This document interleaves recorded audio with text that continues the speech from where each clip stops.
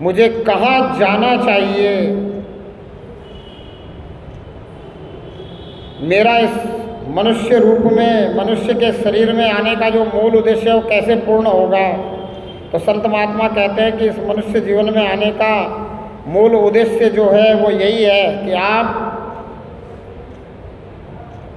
मुक्ति प्राप्त कर ले, आवागमन के दुख से भी छुटकारा पा ले, क्योंकि आप हमेशा दुखों से निजात पाने की ही कोशिश करते हो। हर व्यक्ति को ये रहता है कि मैं सुखी हो जाऊं, सुख चाहते हो, पर सिर्फ ये शारीरिक सुख नहीं कि शरीर में रोग ना हो, प्रथम सुख निरोगी काया। सिर्फ शारीरिक सुख की बात नहीं है कि शारीरिक दुख ना हो, मानसिक दुख ना हो, दैहिक दैविक भौतिक ताप ना हो। इस शरीर रूपी साधन के लिए सारे संसाधन मिलते रहे। जब तक ये शरीर है तब तक कोई तकलीफ ना हो। सिर्फ इतनी सी बात नहीं है, बात यह है कि जो जन्मने में और मरने में दुख हो रहा है वो भी दुख ना हो।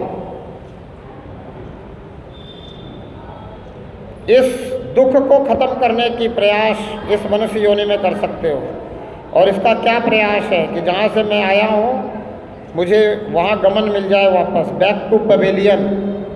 मैं आत्मा परमात्मा का अंश हूँ तो मुझ आत्मा को वापस परमात्मा में जगह मिल जाए।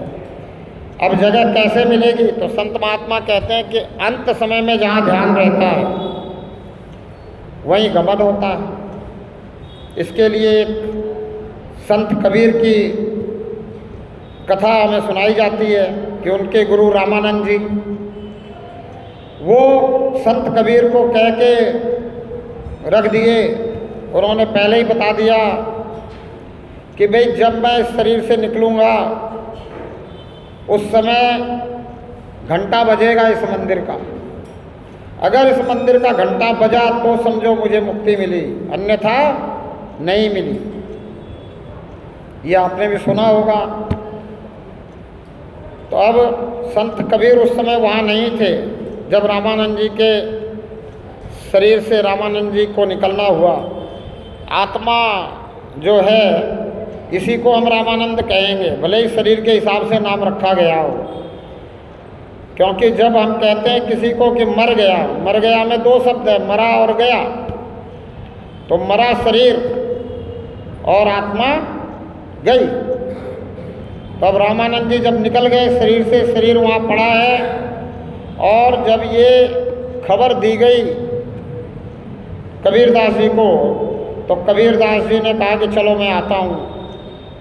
आए जब और आकर के पूछा कि भाई जब हमारे गुरुजी इस शरीर से निकले, जब हमारे गुरुजी का ये शरीर अचेतन हुआ, जब हमारे गुरुजी का शरीर निष्प्राण हुआ, उस समय ये मंदिर का घंटा बजा था क्या? तो वहाँ जो सेवादार थे, जो वहाँ उनके अनुयायी थे, जो प्रभु प्रेमी थे, जो संत प्रेमी थे, उन्होंने कहा नहीं, वो घंटा नहीं बजा। अब कबीरदास जी वो संत थे, उन्होंने अपने गुरु जी की आंखों में देखा कि भाई लास्ट में ध्यान कहाँ रहा। तो देखा तो जिस पेड़ के नीचे वो लेटे हुए थे वहाँ पेड़ का एक फल था, उस पर ध्यान था।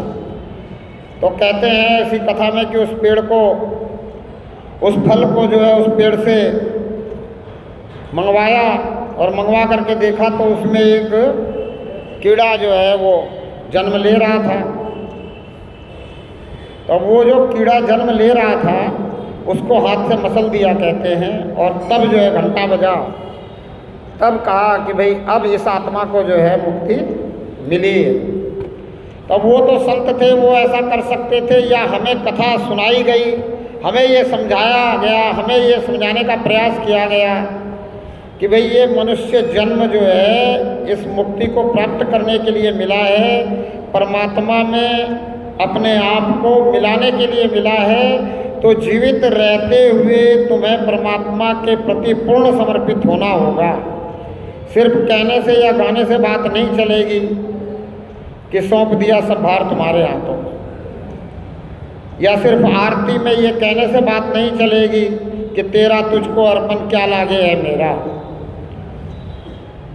वहाँ पूरी तरह से समर्पित होना पड़ेगा और भाव से ये बात आनी चाहिए कि तेरा तुझको अर्पण, मैं भी हो गया तेरा, तब जाकर के बात बनेगी।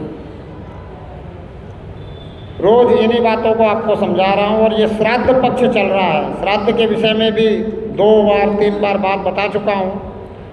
अब ये इस विषय में भी बताता हूँ कि श्राद्ध का महत्व आपके लिए तब बढ़ जाता है जब आप पूर्वजों को याद करते हो, पूर्वजों का श्राद्ध करते हो और आपको समझ में आता है कि हम पूर्वजों की मुक्ति के लिए, हमें क्या बताते हैं, कहते भाई श्राद्ध क्यों करना चाहिए, तो बोला पूर्वजों की मुक्ति के लिए। आप श्राद्ध करोगे तो पूर्वजों की मुक्ति हो जाएगी। कहाँ जाके श्राद्ध करो, तो बोला गया जी में जाके श्राद्ध करो, उससे पूर्वजों की मुक्ति हो जाएगी। तो आपको ये पता चलना चाहिए कि ये हमारे पूर्वजों को मुक्ति नहीं हुई है, इसलिए हमें कहा जा रहा है कि पूर्वजों की मुक्ति हो जाएगी। अब उनको होगी कि नहीं होगी वो हमें पता नहीं है, पर हम मुक्ति का प्रयास कर लें। अगर ये बात आपको समझ में आ जाए तो समझो कि श्राद्ध की महत्ता बढ़ गई। आपने जीवन में जो श्राद्ध शब्द सुना और इसके प्रति जो श्रद्धा रखी, उस श्रद्धा का मूल्य बढ़ गया। आपने अगर जरा सा भी सोच लिया कि भाई मुझे तो मुक्ति के मार्ग पे चलना है, मुझे तो मुक्ति के मार्ग को प्रशस्त करना है। कहते हैं मुक्ति का मार्ग, पर है बात ठहराव की, अंदर ठहरना पड़ता है। परमात्मा को मानने वाले, बार बार कहता हूँ मैं, परमात्मा को मानने वाले, परमात्मा पर विश्वास करने वाले, पूर्णतः ये विश्वास रखने वाले कि कोई ना कोई शक्ति है जो हमारा साथ दे रही है, हमारे ऊपर कृपा कर रही है, जिसका कृपा प्रसाद हम प्राप्त कर रहे हैं, उन्हें परमात्मा से, परमात्मा की पहचान पूछने में दिक्कत नहीं होनी चाहिए। उन्हें परमात्मा से ऐसी दृष्टि मांगने में दिक्कत नहीं होनी चाहिए जिससे परमात्मा दृश्यमान हो जाए। उन्हें ये कहने में दिक्कत नहीं होनी चाहिए कि निगाहें दीदार की दे दे, और कुछ नहीं चाहिए। प्रत्येक साधु संत महात्मा जो भी आप तक बात पहुंचाना चाहता है वो यही तो पहुंचाता है कि भाई परमात्मा से परमात्मा को मांगो, परमात्मा से और कुछ मत मांगो।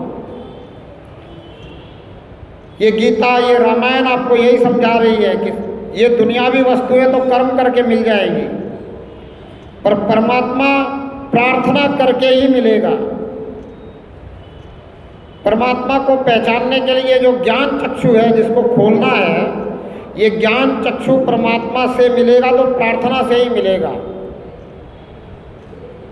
जब तुम रोओगे, जब तुम्हारे अंदर परमात्मा के लिए जिज्ञासा जगेगी और हृदय व्याकुल होगा, अंदर से जब रोना आएगा, जब अंदर से व्यथित होगे, तब बात बनेगी। उस व्यथा का कारण सिर्फ इतना ही होगा कि और कुछ नहीं चाहिए, दुनिया का कुछ नहीं चाहिए। ये जीवन जिस लिए मिला है, इस जीवन में ये इतना सुंदर शरीर मिला है, इतना अच्छा शरीर मिला है, व्यवस्थित शरीर मिला है, तो अब तेरी पहचान हो जाए। इस शरीर से निकल करके और दूसरे किसी शरीर में नहीं जाना पड़े, 84 लाख योनियों में नहीं भटकना पड़े। रोज यही बात आप तक पहुंचाने की कोशिश कर रहा हूं कि भाई सिर्फ जो है सुखमय जीवन जी लेना ही इस जीवन की उपलब्धता नहीं है। और ये बात सिर्फ भारतीय ऋषि मुनियों ने हमें बताई है, और हम भारतीय ऋषि मुनियों के अनुयायी हैं, इसलिए हम भाग्यशाली हैं। हम अपने आप को बड़भागी समझे। हमारे पूर्व जन्म के कुछ ऐसे संस्कार, कुछ ऐसा योग, कुछ हमारे ऐसे भाव, कुछ हमारे ऐसे कर्म, वो उसके कारण हमें ऐसी धरती पे, इस भारत भूमि पे हमें जो है आने का मौका मिला है। ये ज्ञान रूपी भूमि, जिसका नाम ही भारत है, भा का अर्थ होता है ज्ञान। और रत का मतलब होता है रत रहने वाला। जो ज्ञान में रत रहता है वो भारत है। तो ये जो भारत भूमि है, यहाँ आकर के भी अगर हमें ज्ञान नहीं हुआ, अब ज्ञान का मतलब भी मैं बार बार कहता हूँ कि जानकारियों को ज्ञान मत समझे। एक ही बात को बार बार कहने का मतलब सिर्फ इतना ही है कि बार बार सुन करके भी आपको समझ में आ जाए, आप उस पर चिंतन करें कि ऐसा क्यों कहा जा रहा है। एक व्यक्ति जो यहाँ बैठा है वो सिर्फ एक ही बात को बार बार क्यों कह रहा है कि भाई जानकारियों को ज्ञान मत समझो। आज हम जानकारियों को ही ज्ञान समझ रहे हैं, दुनियावी जानकारियों को ही ज्ञान समझ रहे हैं। चलो दुनियावी जानकारियों को ज्ञान समझना, लेकिन कहते हैं परमात्मा की जानकारी को भी ज्ञान मत समझो। ज्ञान क्या है? तो क्या परमात्मा को पहचानना, परमात्मा को देखना ही ज्ञान है। इसके लिए गीता के अध्याय 13 का 11वां श्लोक आप पढ़ लेना, वहाँ आपको पता चल जाएगा ज्ञान और अज्ञान में क्या अंतर है। वहाँ कह रहे परमात्मा को देखना ही ज्ञान है, बाकी सब कुछ अज्ञान है। तो हमने अगर कितनी भी जानकारी इस दुनिया की ले ली, हमने दुनिया में कुछ भी पढ़ लिया, कितने भी एजुकेटेड हो गए, अगर परमात्मा को नहीं पहचाना तो हम अज्ञानी हैं। और ये अज्ञानता हमें तब तक नहीं पता चलता जब तक हमारा शरीर चलता रहता है, सारे सुख मिलते रहते हैं। जिस दिन शरीर अस्वस्थ हो जाता है उस समय फिर हम सोचते हैं, फिर हम कोशिश करते हैं थोड़ी बहुत समझने की, लेकिन तब तक शरीर साथ नहीं देता। इसलिए जब शरीर साथ दे रहा है, जब तक उसी समय इस बात को अगर समझ लो तो बात बन जाए। मैं बार बार कहता हूँ कि मनुष्य की फितरत है कि वो ठोकर खा के समझता है, और संत महात्मा चाहते हैं कि बिना ठोकर खाए समझ जाए। इसलिए वो बार बार प्रयास करते हैं। यहाँ ये गीता भवन में रोज नित्य प्रति प्रवचन हो रहे हैं, रोज कोई ना कोई संत आ रहा है। हर 15 दिन में संत जो है दूसरे दूसरे आते रहते हैं, अपनी अपनी शैली में, अपने अपने तरीके से, कथाओं के द्वारा, या जैसे मैं आपसे सुना रहा हूँ, जैसे मैं आपसे बातचीत कर रहा हूँ, मेरा क्रम चलता है बातचीत का। मैं सोचता हूँ कि आप पूछे सवाल और मैं दूँ जवाब। तो ये बातचीत के क्रम में मैं आपको समझाना चाहता हूँ कि आप समझ जाएं और आप लग जाएं इस उद्देश्य में। पर विडंबना ये है कि आज से 5,500 साल पहले भी श्री कृष्ण खुद कह गए कि लाखों में कोई एक जिज्ञासु होता है। 4 प्रकार के भक्त होते हैं, एक आर्त, दूसरा आर्त, तीसरा जिज्ञासु, चौथा ज्ञानी। जो पहले प्रकार का भक्त है वो सिर्फ दुख में परमात्मा की शरण में आता है, दुख में परमात्मा को याद करता है। ऐसे भक्त जो हैं वो लालची और डरपोक ही होते हैं। वो दुखी हो जाते हैं, लालच उनका पूरा नहीं होता, उनकी इच्छाएं पूरी नहीं होती, या डर के कारण दुखी हो जाते हैं, तब परमात्मा की शरण में आते हैं। और फिर क्या समझते हैं वो कि परमात्मा भी मेरी तरह लालची ही है, चलो थोड़ा सा इसको कुछ दे दो। जैसे कि सरकारी कर्मचारी हो, बार बार ये बातें मैं करता हूँ, एक ही बात है, जैसे कि सरकारी कर्मचारी हो कि रिश्वत लेके फाइल आगे बढ़ा देगा। बड़ी नासमझी है हमारे साथ। परमात्मा संपूर्ण सृष्टि का मालिक है, इसको हम नौकर ही समझे बैठे हैं कि मेरा काम करेगा और फिर उस काम का मेहनताना भी मैं मनमाना दूंगा मेरी मर्जी से। इससे ये भी नहीं पूछ पाऊंगा कि चलो मेरा ये काम करेगा तो कितना लेगा, क्या लेगा, ऐसा है क्या, कुछ लेगा क्या? मालिक को नौकर बना सकते हो क्या? नहीं है। लेकिन आपको ये बात अगर किसी ने बता दी है, आपके अंदर गलत बात पहुंच गई है, गलत भावना पहुंच गई है, तो इसको दूर करो। आप किसी फैक्ट्री में काम कर रहे हो, उसका मालिक है, उसके मालिक से आपको कुछ काम करवाना भी है, तो क्या आप उसको ऐसा कहोगे कि तू ये काम मेरा कर दे, मैं तुझे ये चढ़ा दूंगा, मैं तुझे ये दे दूंगा,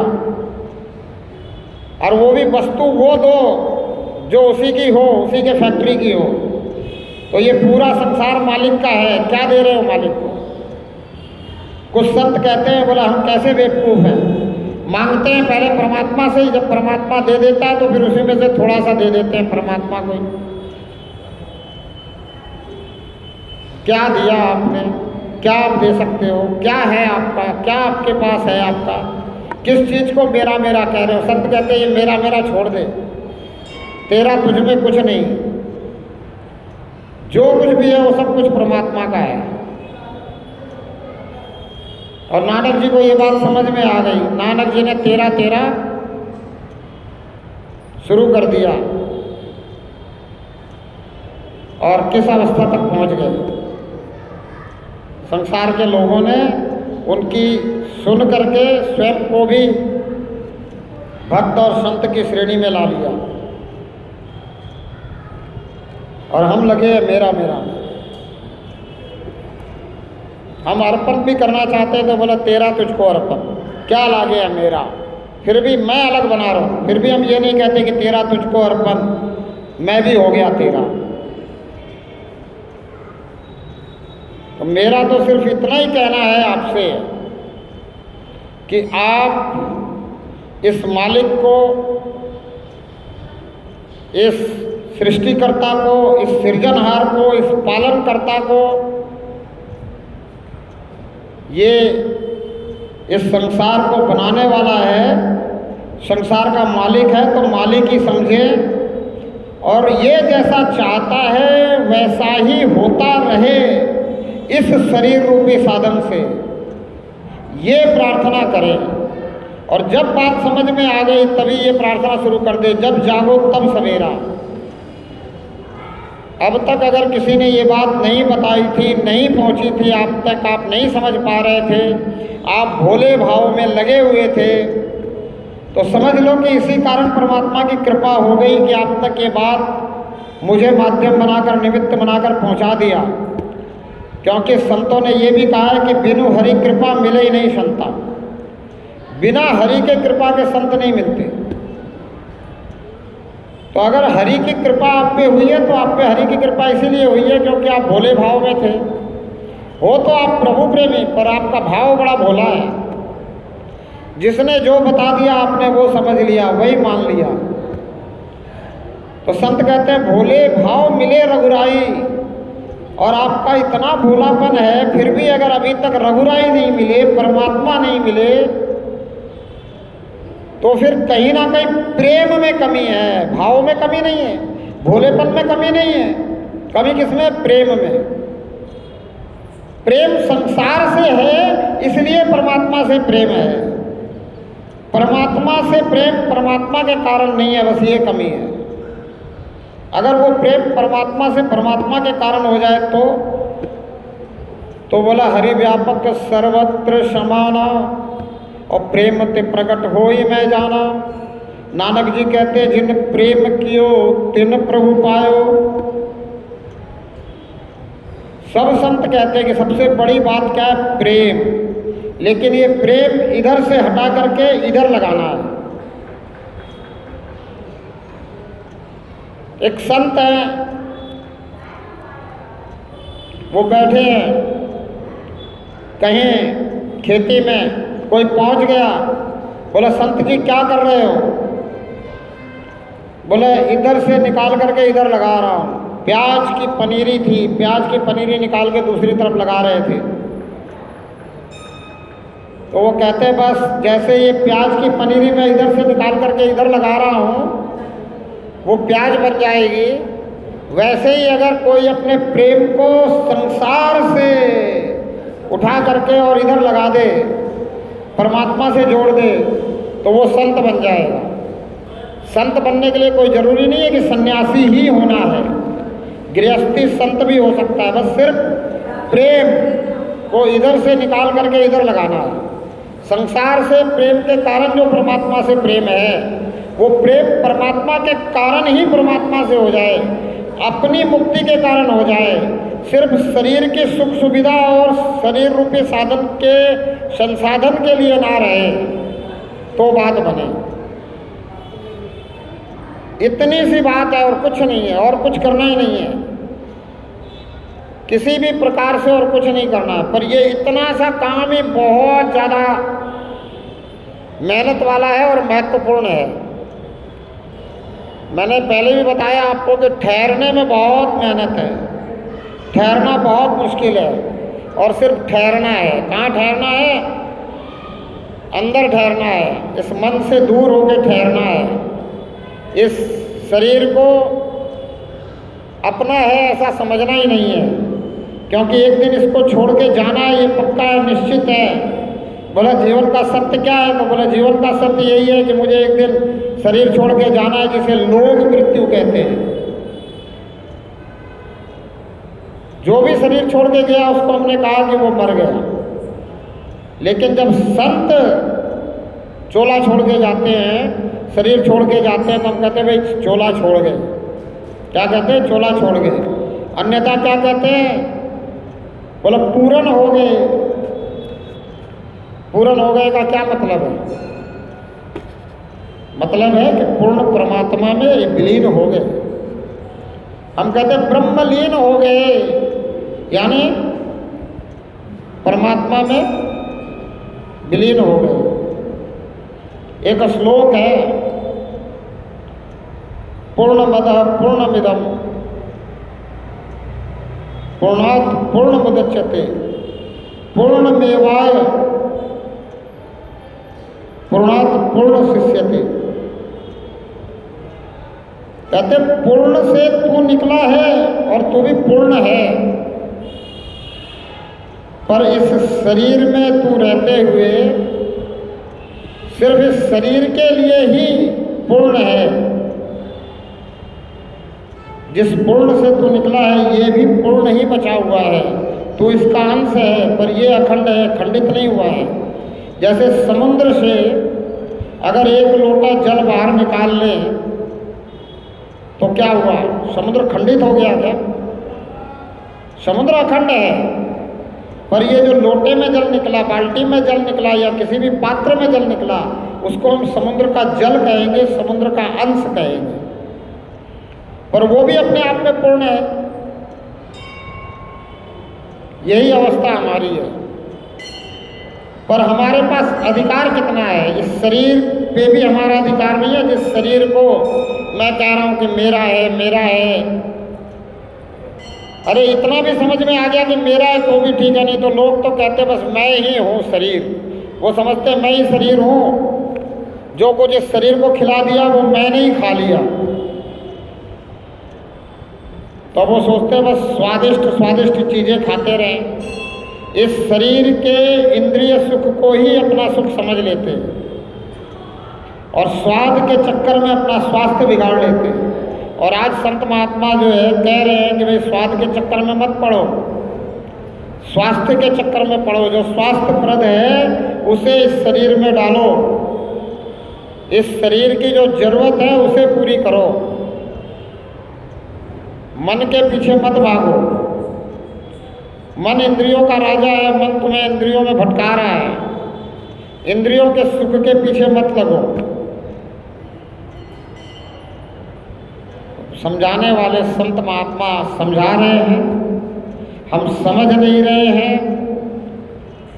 अगर हम इस बात को मान नहीं रहे हैं, हम अपने अनुभव को भी नहीं समझ रहे हैं, हम आंखों देखी भी नहीं मान रहे हैं, हम देख भी रहे हैं कि खान पान से ही लोगों का सब कुछ बिगड़ रहा है, स्वास्थ्य बिगड़ रहा है, प्रथम सुख निरोगी काया, काया निरोगी रह नहीं रही है। फिर भी अगर हम नहीं मान रहे हैं तो बहुत बड़ी दिक्कत है। और अगर हम मान गए हैं और हम ठीक से सब कुछ का उपयोग सदुपयोग कर रहे हैं, हमने अपने आप को परमात्मा से जोड़ लिया है, हम अगर परमात्मा से प्रार्थना करने लग गए हैं और दूसरों को नहीं बता रहे हैं तो भी गड़बड़ है। फिर आप स्वार्थी के स्वार्थी रह गए, परमार्थी नहीं बने। जब आप स्वार्थी रह गए तो भी भक्ति की शुरुआत नहीं हुई। परमार्थ करना ही भक्ति की शुरुआत है। इसलिए संत कहते हैं प्रथम भक्ति संतन कर संगा। बोले पहली भक्ति अगर तुमने शुरू भी कर दी, संत का संग कर भी लिया, तो अब दूसरी भक्ति भी शुरू करो। और मैं बार बार कहता हूँ कि दूसरी भक्ति नहीं शुरू करने के कारण ही हमें ये कहना पड़ता है कि संसार बिगड़ गया है। क्यों बिगड़ गया है? क्योंकि हमने सुधारने की प्रयास नहीं किया। हम सुधारने का अब भी प्रयास नहीं कर रहे, अब भी हम दूसरी भक्ति नहीं कर रहे। दूसरी भक्ति ममृता रति कथा प्रसंगा। अब संत ने तो दूसरी भक्ति शुरू कर दी। संत ने परमात्मा से प्रेम किया, परमात्मा को जाना समझा पहचाना, परमात्मा का अनुभव किया, बोध लिया, आप तक बात पहुंचाई, आपको प्रेमी बनाने का कोशिश किया। संत ने दूसरी भक्ति शुरू कर दी, लेकिन आपने नहीं करी। आपको भी दूसरी भक्ति शुरू करनी चाहिए। दूसरी भक्ति ममरति कथा प्रसंगा, प्रथम भक्ति संतन कर संगा। ये बहुत जरूरी है। जब आप दूसरी भक्ति शुरू कर दोगे तो फिर दुनिया में सुधार हो जाएगा। आप जिस तक जो भी बात पहुंचाओगे वो पहुंचेगी, जरूर पहुंचेगी। आप अपने परिवार में बैठ करके जो है घड़ी दो घड़ी परमात्मा की चर्चा करें, परमात्मा से अकेले में बात करें तो दूसरे के साथ परमात्मा की बात करें, अपना अनुभव साझा करें। जो भी आपके ऊपर कृपा कब कैसे हुई वो अनुभव साझा करें। ये भी मैंने आपको एक दिन बताया था कि भाई मेरी माता जी ने अपना अनुभव मुझसे साझा किया, जिसके कारण मुझे परमात्मा से प्रेम हुआ। अगर वो अनुभव नहीं करते, मुझे प्रेम नहीं होता, मैं भी भटकता रहता जैसे और सब भटक रहे हैं। अब मैं ठहर गया और मेरी माता जी को बड़ी खुशी है इस बात की कि चलो जीवन में इसने तो अपना कुछ सुधार कर लिया, औरों के भी सुधार का इसको जो है मौका मिल रहा है, ये कर रहा है। कहीं ना कहीं ऐसा होना चाहिए। और हमारी पहले माताएं सब ऐसी होती थी भक्तिमती, पर आजकल सबको संसार से प्रेम हो गया। सब चाहते हैं कि मेरी संतान जो है सिर्फ संसार से ही प्रेम करने वाला बना रहे और इसी में दुखी होता रहे, इच्छाओं के कारण दुखी होता रहे, और के कारण दुखी होता रहे। हम सोचते तो हैं कि ऐसा कर लेंगे सुख हो जाएगा, वैसा कर लेंगे सुख हो जाएगा, पर ये नहीं सोचते हैं कि परम सुख कैसे होगा, परमानंद कैसे मिलेगा, सदा आनंद में कैसे रहेंगे, सच्चिदानंद का हमें अनुभव कैसे होगा, ये हम नहीं सोचते। बस सिर्फ क्षणिक सुखों के उसमें लगे रहते हैं।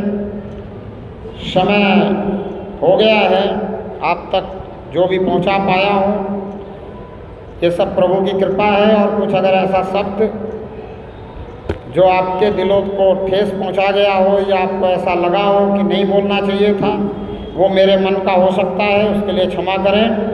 बोलो परमपिता परमात्मा के, धर्म के, अधर्म का, प्राणियों में, विश्व का, गौ माता की, भारत माता की, सच्चे का, झूठे का मुँह, एक तू सच्चा, तेरा ध्यान सच्चा। हे प्रभु करो कल्याण, जिस विधि होए तेरा ध्यान। सत्य दृष्टि, आनंदित दृष्टि, आत्मने नमः, परमात्मने नमः।